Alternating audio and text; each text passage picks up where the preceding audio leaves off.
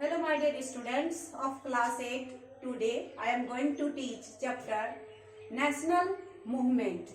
Previous video में मैंने cause of growth of nationalism के 4 पॉइंट के बारे में बताई थी कि यहाँ पे इंडिया में किस तरीके से नेशनलिज्म का ग्रोथ धीरे धीरे बढ़ता जा रहा है। अब उसके नेक्स्ट पॉइंट में है कि role of newspaper, journals and national literature, यानी कि नेशनलिज्म को बढ़ाने में न्यूज़पेपर का क्या रोल है, जर्नल्स का क्या रोल है, या नेशनल लिटरेचर का क्या रोल है। तो हम जानते हैं कि जब से प्रिंटिंग प्रेस का आविष्कार हो चुका था तो प्रिंटिंग प्रेस एक इम्पॉर्टेंट रोल को क्रिएट करते हैं इस नेशनलिज्म की फीलिंग्स को बढ़ाने में।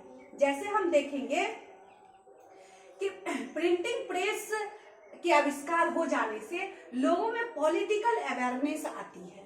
पॉलिटिकल अवेयरनेस इट मीन्स विभिन्न तरीके के न्यूज़पेपर आते हैं, नॉवेल आ जाते हैं, या विभिन्न तरीके लिटरेचर स्टोरी आते हैं। तो उन सब से हमारा जो नेशनलिज्म की जो फीलिंग्स है वो आगे बढ़ती है। जैसे एग्जाम्पल के रूप में हम देखेंगे कि गंगाधर तिलक का है केसरी एंड मराठा। ये दोनों न्यूज़पेपर के माध्यम से ब्रिटिश ईस्ट इंडिया कंपनी के अगेंस्ट में जो जो चीज गलत था उनका, वो सब चीज में निकाला गया था ताकि लोगों में एक अवेयरनेस आए। भारतेंदु हरिश्चंद्र ने भारत दुर्दशा में, भारत की क्या क्या दुर्दशा हो रही है उसमें ये सब फीलिंग्स उसमें डाले हुए थे। फिर है बंकिम चंद्र चटर्जी का था आनंद मठ, एक नॉवेल है जिस नॉवेल में भी एक पैट्रियोटिक फीलिंग्स इंडियन पीपुल के प्रति दिया हुआ था और किस प्रकार हम यहाँ से फॉरेनर रूल को यहाँ से हटा सके। और इसी आनंद मठ से वंदे मातरम गीत भी निकाला गया था जो जिनके प्रति लोगों की एक अहम श्रद्धा थी। अब नेक्स्ट पॉइंट के रूप में हम देखेंगे repressive policy of Lord Lytton. Lord Lytton का रिप्रेसिव पॉलिसी बोलते हैं कि किस हद तक लोगों को हम दबा करके, प्रेशर डाल करके हम रिवेन्यू को कलेक्ट कर सकते हैं।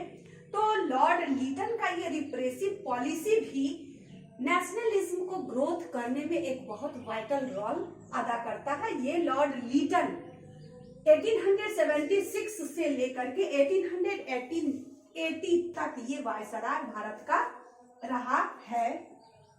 इन्होंने क्या किए थे, ये reduced the maximum age of limit for appearing in the civil service examination.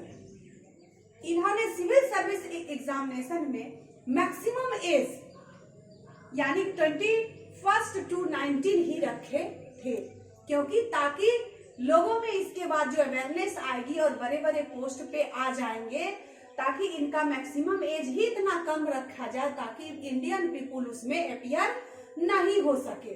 और इसमें हम देखे थे कि repressive policy of Lord Lytton में आगे चल के वर्नाकुलर प्रेस एक्ट भी निकलती है, आर्म्स एक्ट इन 1878 भी निकलती है। और ये सारे जो एक्ट हैं, इस एक्ट के जरिए इंडियन पीपुल को बहुत ही दबाया जा रहा था, उसको सप्रेस किया जा रहा था ताकि लोग डर से रिवेन्यू को कलेक्ट करें। और नेक्स्ट जो पॉइंट है लास्ट, उसको कहते हैं Ilbert been controversy. Ilbert been controversy में हम ये देखेंगे कि इलवर्ट जो थे वो लीगल मेंबर थे आपको वायसराय, ये भी मतलब viceroy executive council during the Lord Ripon जब वायसराय थे तो उनके समय में ये एक्सिक्यूटिव मेंबर के रूप में काम करते थे। और ये इलवर्ट बीन कंट्रोवर्सी निकली थी 1880 to 1884। और ये सारे कंट्रोवर्सी का जो रूल था वो रिप्रेसिव पॉलिसी पे डिपेंडेंट थे, ताकि इंडियन पीपुल ना तो आगे कुछ सोच सके ना आगे कुछ बोल सके। और ज्यादा जब आगे बढ़ती थी, जहाँ कहीं भी रिवॉल्यूशन होती थी या अपराइजिंग होती थी तो उसको सप्रेस कर दिया जाता था और वैसे नेताओं को जेल में डाल दिया जाता था। तो इन सब कारणों से क्या हो गया, यहाँ पे मतलब नेशनलिज्म का बहुत ज्यादा ग्रोथ हुआ और हम लोग यहाँ से इंडियन कंपनी यानी ईस्ट इंडिया कंपनी को भगाने में सार्थक हो सके।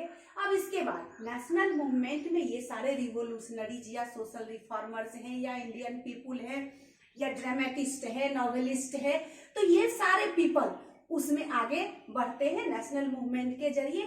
तब विभिन्न प्रकार के एसोसिएशन का भी फॉर्मेशन होता है।